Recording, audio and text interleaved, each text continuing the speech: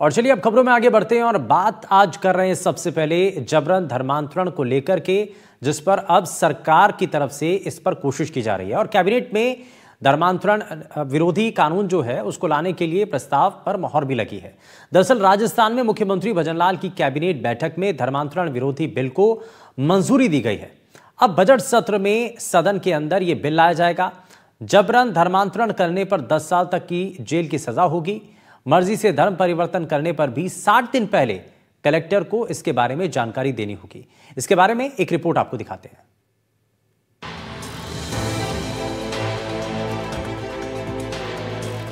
राजस्थान की भजनलाल सरकार अब जल्द ही धर्मांतरण रोकने के लिए नया कानून बनाने वाली है।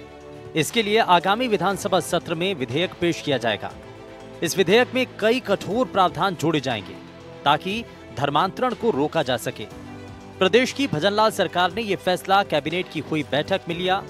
कैबिनेट की बैठक के बाद deputy CM doctor Premchand Bairwa और संसदीय कार्य मंत्री जोगाराम पटेल ने बताया कि कानून बनने के बाद कोई व्यक्ति या संस्था झांसा देकर, दबाव बनाकर या गलत नियत से धर्म परिवर्तन नहीं करवा पाएंगे।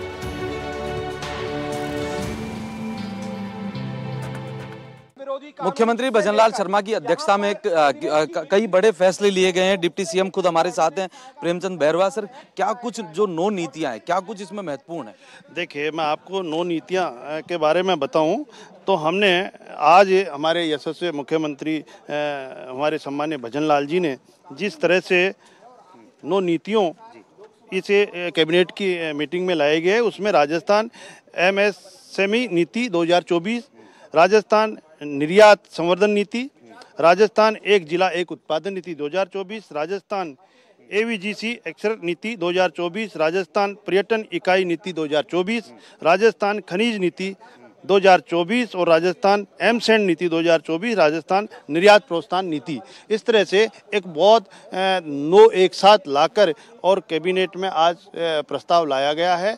निश्चित रूप से मैं मानता हूं कि एक हमारे मुख्यमंत्री जी भजनलाल जी का एक विजन, एक सोच है कि राजस्थान को आर्थिक दृष्टि से आगे बढ़ाएं। राजस्थान के उत्थान के लिए उनका विजन है और माननीय हमारे प्रधानमंत्री यशस्वी नरेंद्र मोदी जी का जो विजन है विकसित भारत का, उस विकसित भारत को विकसित राजस्थान में बदलने। एक बड़ा इसमें मामला ये जो सामने आया है, लव जिहाद को लेकर कहीं ना कहीं सरकार सख्त नजर आ रही है। आज धर्म परिवर्तन, धर्मांतरण की नीति लाई गई है, जिसमें लोग प्रलोभन देकर अगर धर्म परिवर्तन कराया जाता है, उनके लिए एक कई राज्यों से मिलाकर एक नीति तैयार की गई है। उनको उनकी समीक्षा करके, तो उसमें ऐसा नहीं हो कि कोई मजबूरन किसी को कराया जाए, उसके लिए अनेक प्रावधानों के तहत दंड के प्रावधान किए गए। कितनी इसमें सजा रहने वाली? 3 से 10 देखो, उसमें अलग अलग सजाएं हैं, अलग अलग कैटेगरी, SC/ST या कोई इंटीरियर एरिया के लोग हैं जो कम पढ़े लिखे हैं, उनके लिए वो पहले इनके बहकावे में आ जाते हैं। इसको लेकर सबके लिए अलग अलग प्रावधानों की नीति तैयार की गई है। चीजें क्या सामने आ रही थी सरकार के कि प्रदेश में इस तरह की चीजें हो रही हैं? निश्चित रूप से सरकार के सामने आ रही थी कि इस तरह के जो लोग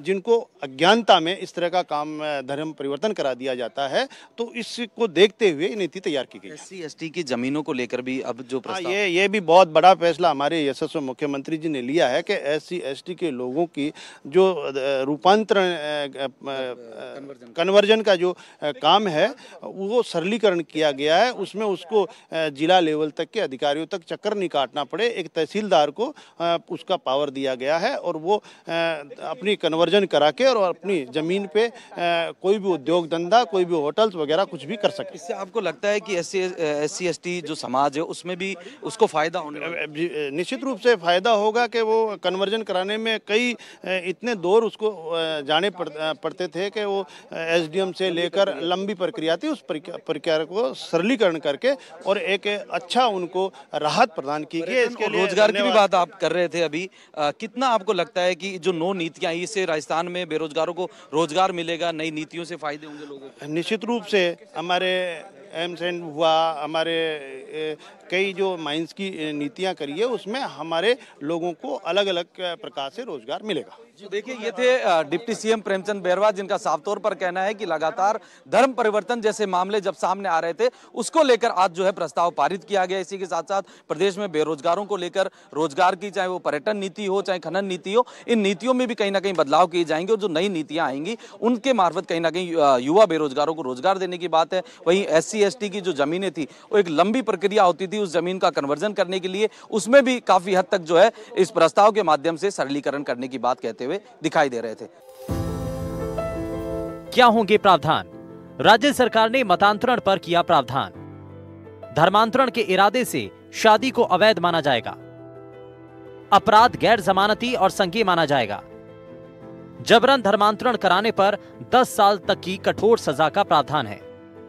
खुद की इच्छा से धर्मांतरण पर पहले देनी होगी जानकारी। 60 दिन पहले जिलाधिकारी को सूचित करना होगा। बिल में आर्टिकल 25 और 26 के प्रावधानों के तहत शक्तियां दी गई हैं।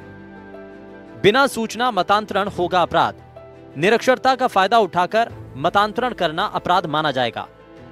प्रशासन को बिना सूचना मतांतरण अपराध होगा। इस अपराध को रोकने के लिए कानून लाया गया है। पहली बार नाजायज मतांतरण कराने पर सजा का प्रावधान तय है। 1 से 5 साल तक की सजा का इसमें प्रावधान है। राजस्थान में मुख्यमंत्री भजनलाल शर्मा की अध्यक्षता में हुई कैबिनेट की बैठक में मतांतरण विरोधी कानून Rajasthan provision of unlawful conversion religion bill 2024 के प्रस्ताव को मंजूरी दे दी गई। वहीं बजट सत्र में इसे पेश किया जाएगा। विधेयक में किसी को लालच देकर या डरा धमकाकर मतांतरण करवाने पर 10 साल तक जेल की सजा का प्रावधान किया गया है।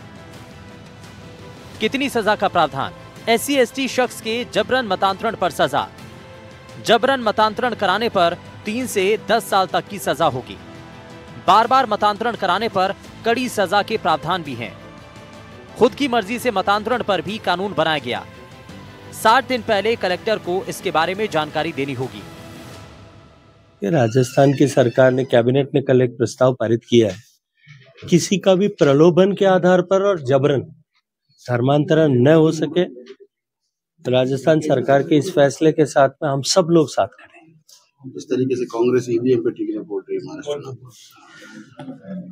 जो लोग जीते हैं पहले वो अपना स्पष्टीकरण दे दें और पहले झारखंड का भी स्पष्टीकरण दे दें।